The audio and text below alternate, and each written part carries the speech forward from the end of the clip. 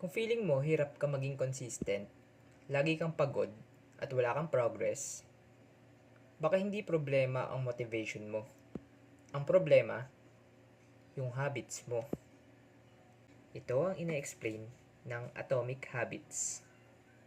Maliliit na habits, pero sobrang lakas ng long-term impact nila.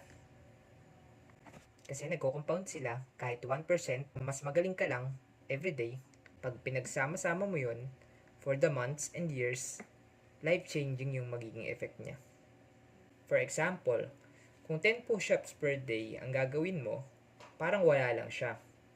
Pero in 1 year, 3,650 push-ups na yun.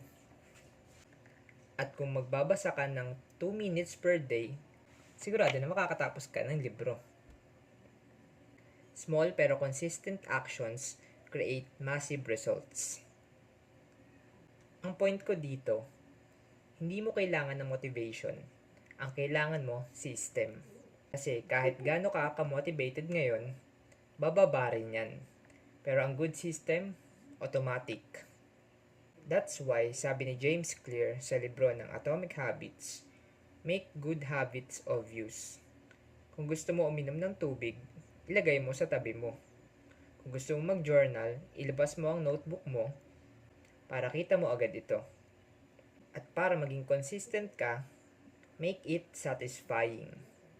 Mark your calendar, track your streaks.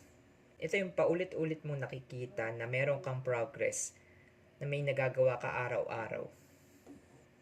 Kaya kung gusto mo rin ng Atomic Habits na book, click mo na yung link dito sa baba. Baka ito na yung best investment na magagawa mo ngayong taon.